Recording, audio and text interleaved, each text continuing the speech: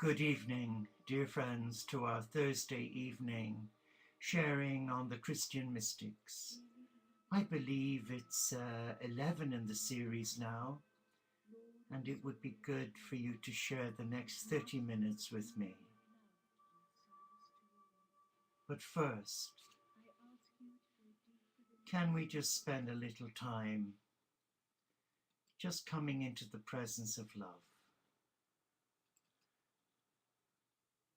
and allowing our hearts sense the peace and the stillness of this place. Be still.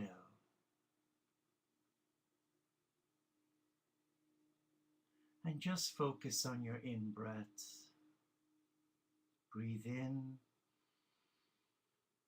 hold it, and now breathe out and relax.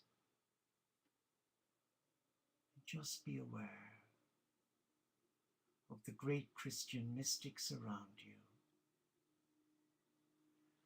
And we begin with the beautiful prayer of entry by none other than the great Teresa of Avila, a Spanish Carmelite nun who became one of the world's greatest spiritual teachers.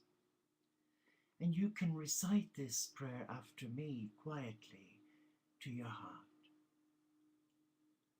I cross the bridge into the silent bliss of my castle.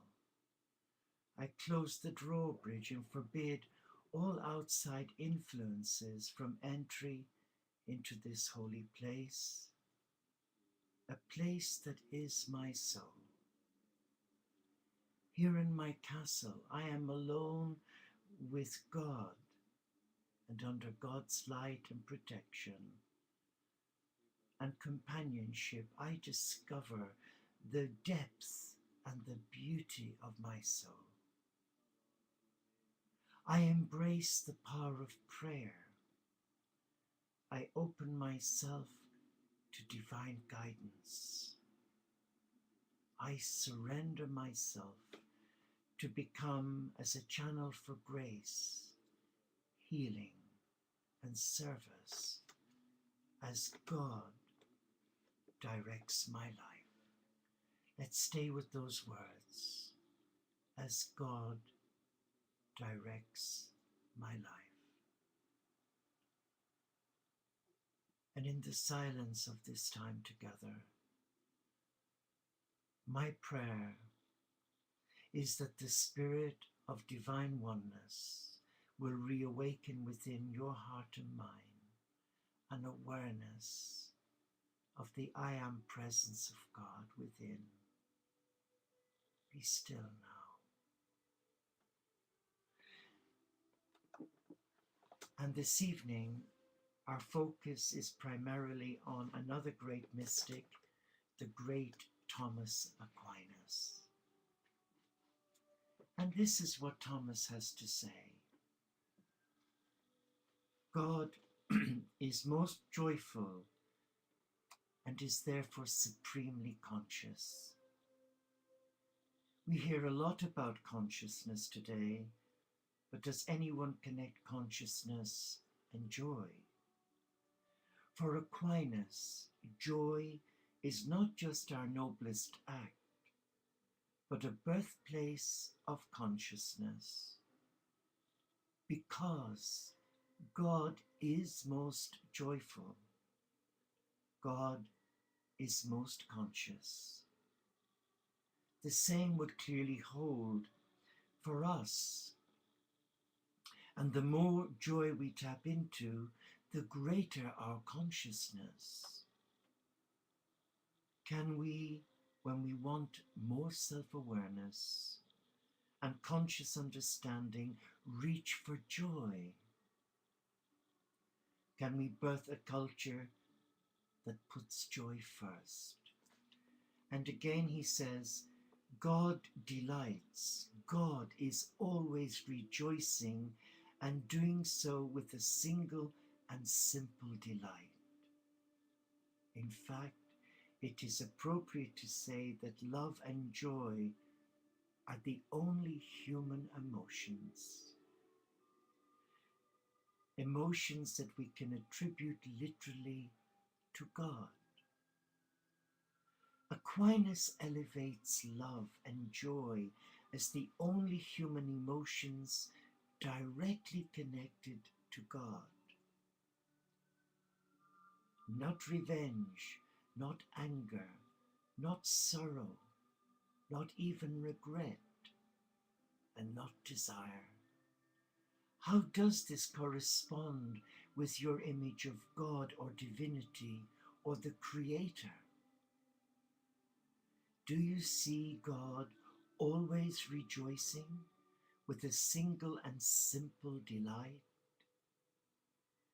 Do you practice rejoicing with a single and simple delight? Do you seek God to rejoice with the divinity? Does your culture? Valid questions. And again, Aquinas says, every love makes the beloved to be in the lover, and the lover in the beloved. The lover is not satisfied with a superficial apprehension of the beloved, but strives to gain an intimate knowledge of everything pertinent to the beloved, so as to penetrate into the very soul. It is perhaps surprising to read a medieval mystic and theologian write in such profound and erotic language about love. True lovers strive for a mutual inness, so that lover merges with beloved, beloved with lover. Love drives us beyond superficial knowledge of the beloved to an intimate, in-depth knowledge, a penetration to the very soul of the beloved. Have you had such a sensual, spiritual experience of love? And again, Aquinas says, 4 proximate effects may be ascribed to love, namely, melting, enjoyment, languor, and fervor. Aquinas is saying that the first effect of love is melting. Do you find that coldness, distance, indifference, all are melted by the experience of love? Next comes enjoyment. Joy follows from love. Mutual enjoyment between lover and beloved. And next comes languor, a desire for one's beloved when the lover is absent. How real is that? How deep is one's languor? And finally comes fervor, zeal, fire, energy are all aroused by love. It appears love truly takes us to our soul's depths, where melting joy, languor, and fervor are born and nurtured. Think of a time when you first fell in love with your first love. It might have been a schoolyard crush, or it might have been a love you found late in life. You melt, don't you? Literally melt. I remember my first love before I entered the monastery back in '66. I met this love, well, it was pre-arranged by my mom and her mom. Both the same age, both 16. And you melt. You have this inner longing to be together. And when you're absent, your heart grows strong. But the thoughts, the loving thoughts and emotions, you melt into the moment. Aquinas says the freezing or hardening of the heart is a disposition incompatible with love, while melting denotes a softening of the heart, whereby the heart shows itself to be ready for the entrance of the beloved. If then the beloved is present and possessed, pleasure or enjoyment ensues. Aquinas is speaking of the melting effect of love, the softening of the heart that opens us to others.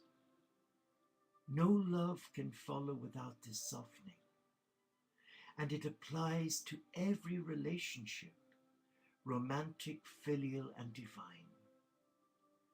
In our time, has patriarchy been good at teaching men how to soften their hearts? Might a great deal of melting be in store?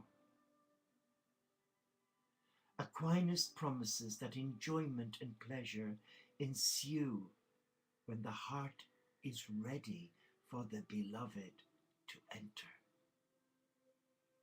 But that only happens when melting occurs.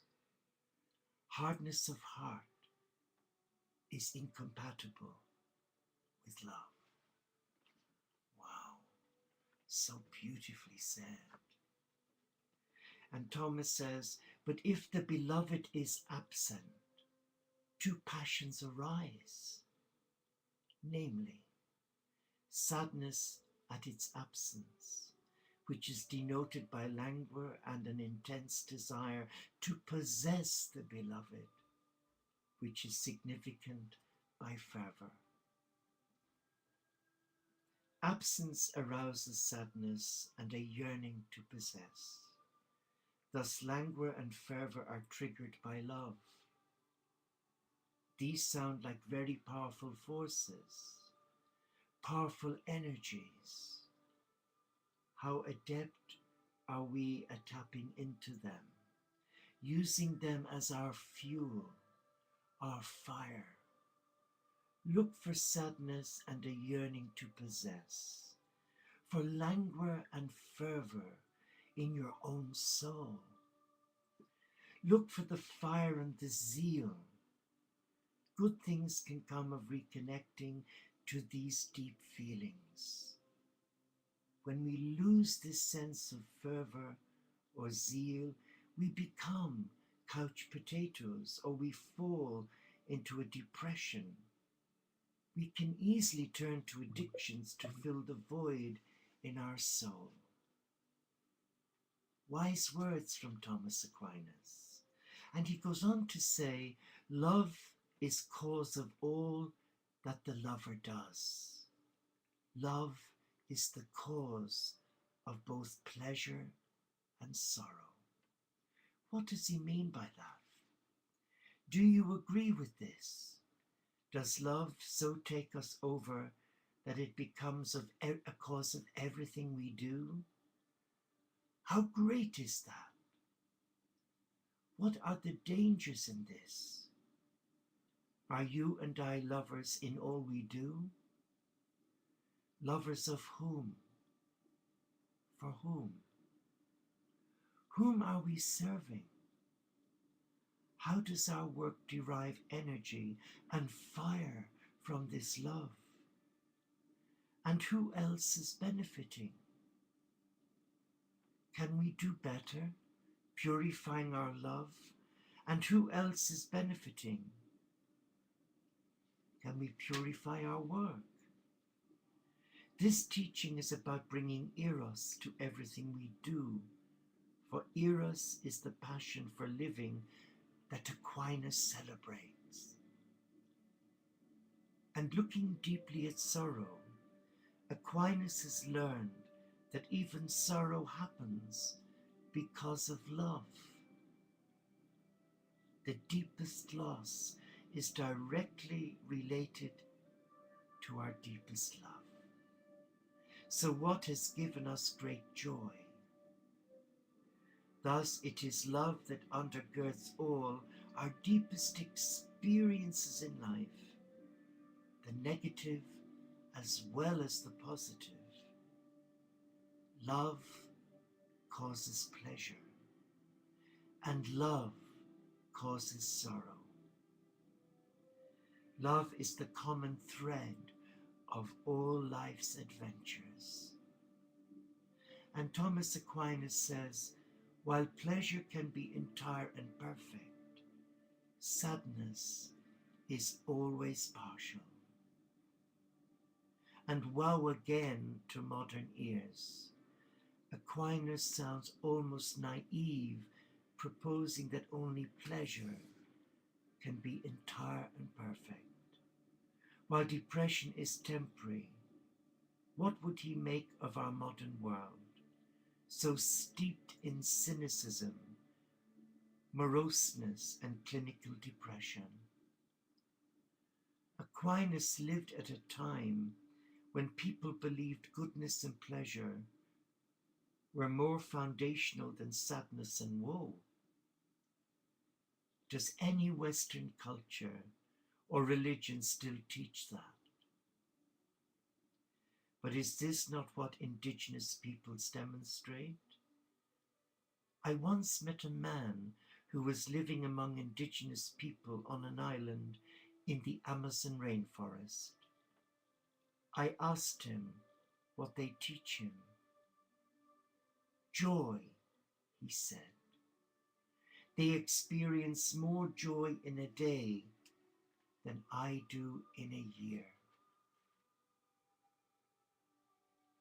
Wow. It makes you want to go to the Amazon to experience this joy. And Aquinas says, hope is about the possible, despair is about the impossible. We despair when we see no way out. Suicide is a yielding to this feeling that there is no way out, to despair. Young people who can see no way out of some oppressive circumstances are often driven to violence and may end up in prison for that reason. Despair is real and very dark. We humans are very adept at seeing the impossible and dwelling on it until it takes over our souls. Those who maintain hope are always looking for possibilities, for angles, for creative solutions, for alternatives. Hope keeps their souls and imaginations alive, and above all, creative. Artists know this. This is their vocation, to tell the truth, but always within the context of the possible. And Aquinas goes on to say, no person is in such darkness as to be completely devoid of divine light. The divine light shines in the darkness and radiates upon all. Aquinas is teaching that we cannot escape the light. Even in the darkest of circumstances, the darkest of the dark nights, the divine light shines and radiates therein, even when we cannot see it. This takes some hard believing, some deep trusting. How are we doing? Can we believe in the light even in the pitch darkness? Can we bring it to life for others? How?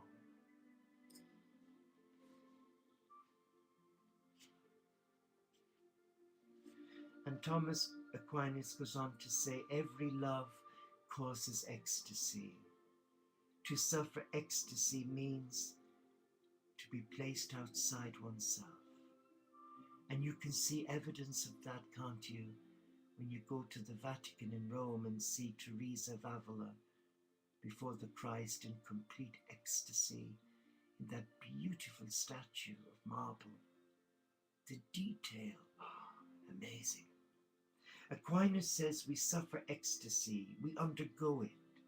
Ecstasy is bigger than us, and that is why it affects us so deeply. It transforms us and makes us new.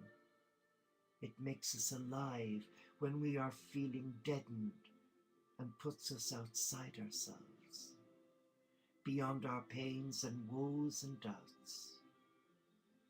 Where do we find such ecstasy? It comes with every love. A shocking observation. The love of a tree, of a poem, of a flower, of a bird, of a dance, of music, of strangers, of lovers, of relatives, of enemies. Any love whatsoever causes ecstasy. So ecstasy is not rare. It is not rationed. It is everywhere love is. Wow. No wonder Aquinas puts optimism ahead of pessimism. He found love and ecstasy everywhere. And despite the cynicism and rapaciousness of today's society, can you see the abundance of ecstasy in every love? In every love. And finally, Aquinas says in the Song of Songs in chapter 5 we read, "My beloved, you are drunk with love." Those who are drunk are not inside of themselves, but outside of themselves. Those who are filled with spiritual gifts, all their intention is carried toward God. Just as those who hold their mouth to a fountain of wine are drunk, so those who hold their mouth, that is their desire, at the foundation of life and sweetness are drunk. And so they are drunk, since with you there is a fountain of life. Aquinas is endorsing drunkenness here. Time to get high, time to get outside ourselves, time for some ecstasy. This is what mystics do and what mystics teach. Not just any drunkenness, but to be drunk with love, which brings on ecstasy. When were you last inebriated with love? What did it do for you? What did it do for others? When did you last hold your mouth, that is your desire, at the foundation of life and sweetness, and get drunk? It sounds like fun. Getting drunk on the fountain of life. Time for an encore. And now we call it a day there, and we just reflect on what we've read. Let us be still as we come into the presence of love. Let us be still and know that we are loved. We are loved by a Father, Mother God, who embraces us as we are in our vulnerability and availability. And they call us by name to come. Like Aquinas said, to come to the fountain of life and to get drunk on divine love. Just visualize yourself here in our monastery garden, where in the center of the lawn we have a 3-tiered water fountain, where the water gently cascades from one tier to the other and then to the bottom tier. And when you sit and listen on a summer's day, the sound of trickling water is beautiful. It's continuous, it's consistent, and it's gentle. Just visualize the fountain as being a fountain of grace, a fountain of blessing. And as you are there, you see the Christ placing his hands in the fountain of life. And he creates a cup with his hands and places them in the well of the fountain. And he's bringing them to you, his beloved. There's no spillage, for what he collected in his hands is still there, and he brings it to you, and he says, "Take ye and drink the water of life." And he lifts it up to your mouth, and you drink the water of goodness, the water representing the love of God. And suddenly, everything becomes clear for you. You see the beloved. You are in the presence of God. And there is no other desire that can match the intensity of this love that you feel in your heart for the beloved, because it's real, it's tangible, and it's everlasting.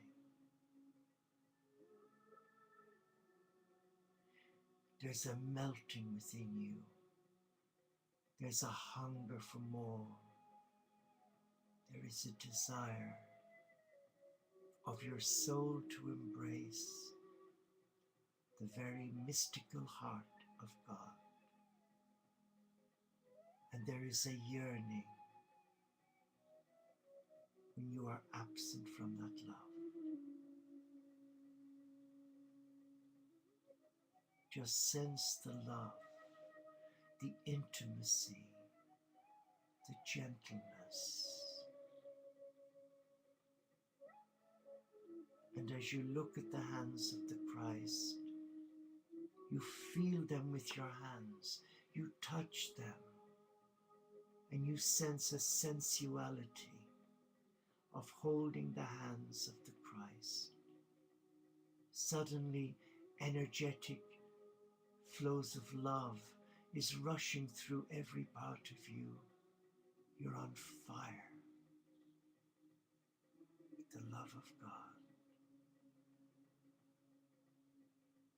You're experiencing a spiritual orgasm, total ecstasy. Be still.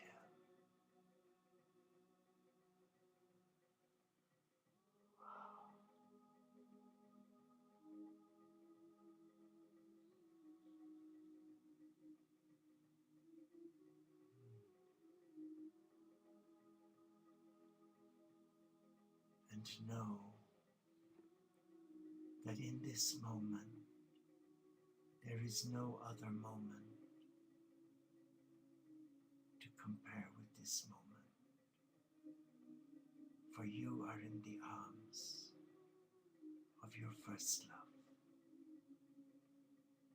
the beloved. Relax now. Relax and know that all is well.